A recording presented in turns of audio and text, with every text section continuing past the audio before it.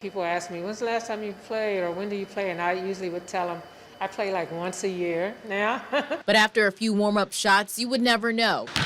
Basketball has been a part of her life since her days at Spotswood Elementary. From Spotswood to Harrisonburg High School, she scored 1,364 points as a Blue Streak, a record at the time. Started early on, so I learned the importance of teamwork early on. From the Blue Streaks to the Highlanders, where women's basketball coach Charlene Curtis recruited Stephanie to play for Radford University. Coach Curtis calling Stephanie one of the best players she had ever had. She saw me play and she took a chance on me, and I can never thank her enough for that. To this day, we still have a certain bond, almost like a coach and player bond, but she's a mentor to me. That chance taking the Highlanders to new heights. In 1989, Stephanie became the first Radford basketball player, man or woman, to score 2,000 points. She also made the junior national team, and by 1995, she was inducted into Radford's Sports Hall of Fame. When the buzzer sounded for her career at Radford, Stephanie's game was not over. She went on to play professionally in Switzerland. Being able to play professionally was a dream come true for me. After 8 years overseas, she returned home.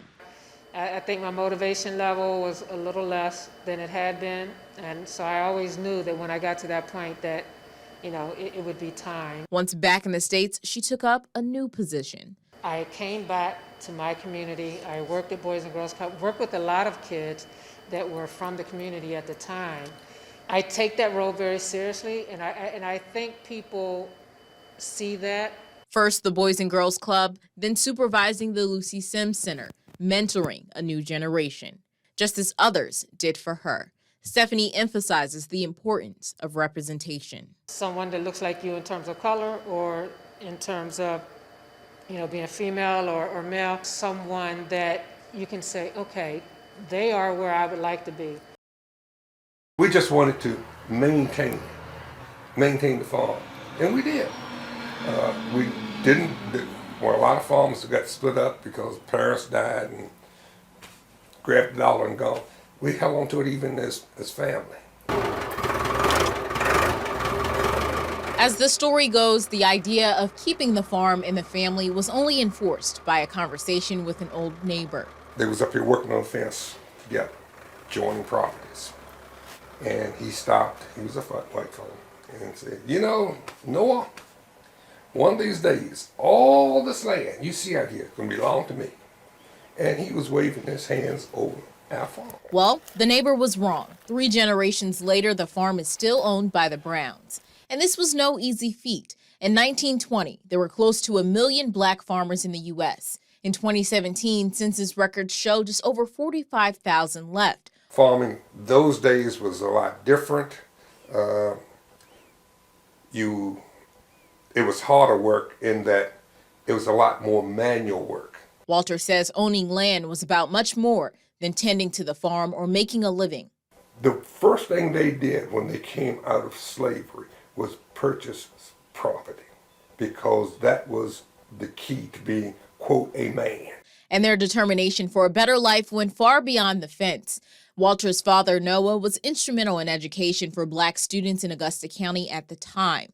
He bought an old T-model Ford at the time, converted it into a truck, so to speak, and the kids rode on the back of it, and the county paid for the gas. That was the first bus system for black kids in Augusta County. Walter would continue the family trend of making history. He was the second black police officer hired in Stanton and the department's first black supervisor. Probably several calls where people, they didn't want a black police officer. Fine, you don't want a black police officer, you don't get none. That was in the conversation. His work with the department would lead to the development of one of the first police academies in the area. The one thing I always said, I never want to see other police officers have to go through what I had to go through.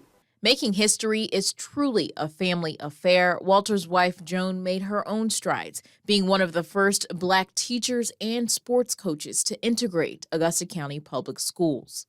I got along fine with all the teachers, and they just took us in. More than 125 years later, with too many great and great-grandchildren to count, Walter says there's no way his grandfather Charles could have known what was on the other side of Afton Mountain. But he knew. A wise man leaves an inheritance to his children's children, but he left an inheritance. From pushing for virtual access to Stanton City Council meetings. We don't need another meeting. The technician has just said it's easy to set up. Employment opportunities. I want to see what type of jobs they're going to bring into the Stanton Crossing. But Barbara Lee's passion has always been voting rights. They said, don't worry about it. If you don't have but 10 people, go with it. That's right. That's right. Because that's all it takes is 10 people. Lee grew up in Stanton, Virginia. We had things thrown at us from the buses because back in those days, the buses had windows that came up and down. But anyway, that's when I realized the hatred that was shown to people of color. A bus trip to D.C. in 1963 would change everything. It was hot. That's what I remember about it. It was hot, and a lot of people.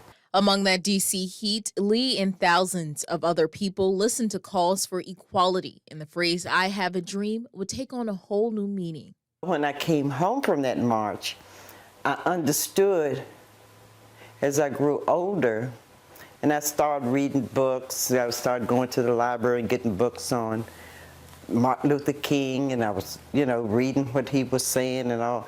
And I took interest in voting rights, which is my passion. From 15 years old to present day, Lee has attended marches, rallies. Here I am. Registered people to vote, phone bank, door knocks, you name it. My fight keeps going. I worked on campaigns. I was honored to be in Denver to hear the first black president deliver his speech on the same day as Martin Luther King. And I tell you, that was an emotional day for all of us out in Denver. Whether working presidential elections or going to the grocery store, she never leaves without her bag of voter registration cards. When I have people to say, I just did my first election, it makes you feel good that your work is not in vain. So that's why I stay here and keep fighting. What we said we were going to do, we've done it.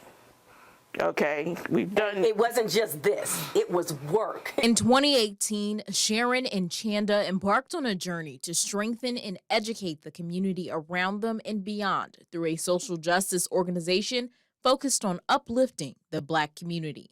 I don't think that people really realize the magnitude of where RISE is. RISE, along with their nonprofit realm, had a number of initiatives, including after and summer school, anti-racism book club, and an all-Black library. Nothing ever got in front of the vision or the promise or the calling. That's one thing we've always been 100% sure of, is that we were called to do this together in the way that we've done it. At this time. At this time. Whether it be cultivating diversity in literature. We knew we wanted a library. We knew that it embodied our mission to give voice and hope back to the Black community. Denouncing hate when KKK flyers show up around town. Keep giving the opportunity to come together and talk and express our concerns. Calling for federal investigations following officer-involved shootings. We're not saying that people are not guilty of whatever crime that they're being stopped for or they're being arrested for. We are saying that they must be treated with dignity and respect.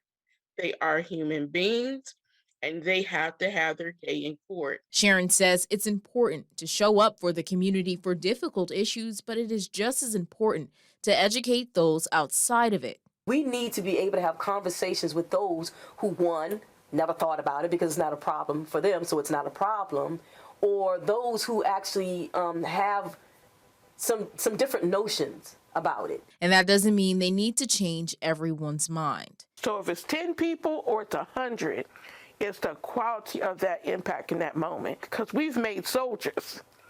You know, we've made soldiers out of these moments. RISE is simply that. It's about rising up through and above the challenges that we, Black excellence again, and having that hope. And using your voice, being able to speak truth to power and speak truth to just your regular people.